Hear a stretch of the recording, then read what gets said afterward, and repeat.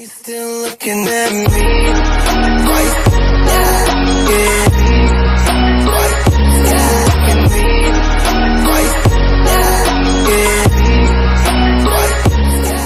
What's good, YouTube? This is DP and I'm back at it with another Anthem video. Today we're just going to be doing a recap of small things that we know or seen in the live stream. Now, but before we get started, I'm going to talk about one thing that you probably haven't noticed or maybe missed. You've probably seen it. You know, it's obvious not to see it. Now, we know that the Dominion are the faction that created the Storm. The Dominion have more than just the Storm Javelin as a weapon. They also use some kind of monster called the Fury, which can regenerate his health and deal massive damage. Definitely a good thing to see that they have more enemy type with unique design and ability for us to fight, which also require you to use your flight ability and forces you to actually stay on target. Whenever you fight the Fury, you will have to literally do damage, chain combo damage. If you're with your teammate, that's the best way to kill him because he regenerates his health. So I can only think a higher difficulty is going to be harder to kill the Fury enemy because he regenerates. So his attack pattern is going to be different. The mechanic will be different for him, and he's going to be a bit more smarter. So that will actually force you to play a bit more aggressive. If you're a kind of player you like to play passive, then with the Fury it's going to be different because you can hurt him as much as you can, but he's still going to regenerate. So you have to do damage over time and apply debuff and things like that. So that's definitely a good thing to see. And if you are also wondering about the pistol that Ben Arvin was using during the live stream, the pistol that Ben Arvin was using is a heavy pistol with a actually higher multiplier. So the more damage you do, the higher the multiplier goes, which is actually amazing to think about it, because you see, if you play a game like Destiny where you can't take a freaking pistol in a raid, which is sidearm. You take a sidearm in a raid, what the hell are you gonna do with that? You know, there's no way you can do any kind of damage with that. So you have to get a bigger gun. But in Anthem, since there's no PvP, I'm guessing that's why each weapon type actually deal X amount of damage to enemy, and it is usable in any activity that you do because everything has to be able to be usable. You know, if you have a legendary, epic, masterwork, whatever name you got, you can take it into a stronghold and actually make it useful and do lots of damage with it, like you saw him do in the live stream, which is actually mind-blowing and actually amazing for a lot of people who love sidearm. You guys already know what the Shepherd Relic is. So the thing that they talk about in the Shepherd Relic was Shepherd Relic can be found around the world of Anthem. That one we already know. And when it destabilizes, it can summon creature for you to fight. Some of those creatures might have valuable item for you to collect. If they give you valuable item like masterwork and things like that, I will definitely do that. But now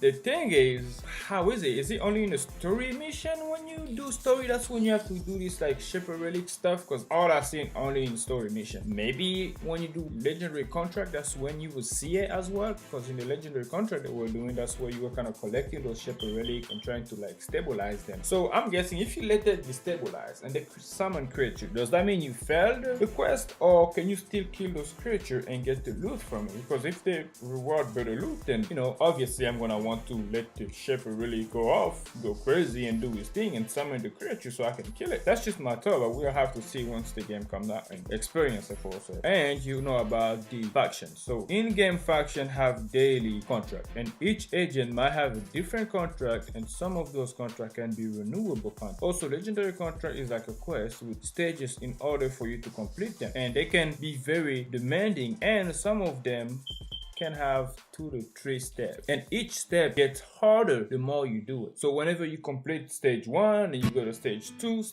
is harder than stage 1, and stage 3 is even harder than stage 2. So if you do it on the higher difficulty already, it's going to be challenging, but once you keep progressing, it's going to be even more challenging. So I'm guessing the harder it gets, the better the reward. So you know that means, yeah, you better, when you play the demo, test every difficulty and see which one you're comfortable with. So when the game releases, that's where you jump on, that's where you go, and you know which difficulty you're going to choose and play on. And now we're talking about the and your loot, that's the most important part. Your loot in Anthem, you will have to pick them up whenever they drop. Anything, they will mail you your masterwork, kind of like Destiny. You go to the postmaster and you get your stuff if you don't collect it in the world. But in Anthem, they will loot you, they will mail you your masterwork or epic or legendary gear, but the rest of them you have have to actually go and collect all of your stuff because they want you to go out and play the game. It's a looter shooter or RPG, whatever you want to call it. You go, you collect the stuff, so you have to be on the lookout for everything. And then the fact that they kind of change the color for us to see it even better actually helps, you know, that you see it. But I'm guessing if you can change color in game, I'm probably gonna change the color to something more suitable for me to see and go pick it up. Now let's talk about fighting the Titan. That's the interesting part. So fighting Titan is amazing to see, but it feels like it would be very hard to fight it with a melee build. I'm looking at the Interceptor because those guys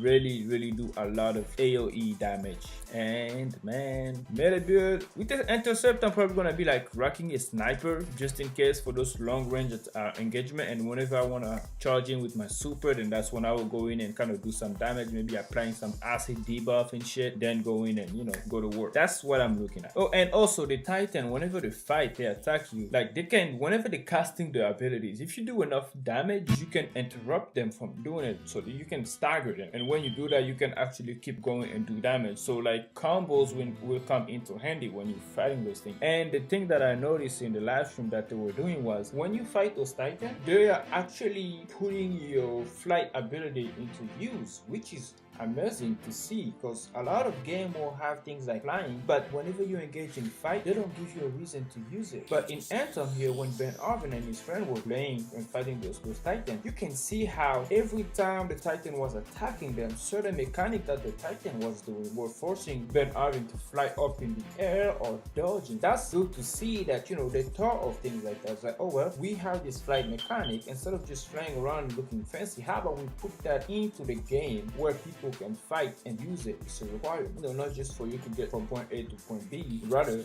when you're fighting Titan, there's certain attack that to do that will require you to jump off and get out of the way, and the easiest way to do it is just jump off and then fly away, which is amazing. And then the way you also take cover with it, all of that stuff is great. You know, the double dash and all of that is freaking cool. It's amazing to see how you can interact and use it with different mechanics. You would definitely see people doing a lot of crazy unique playstyle, and a lot of people will adapt their own playstyle. For me, whenever I played it, I was kind of like a grind person.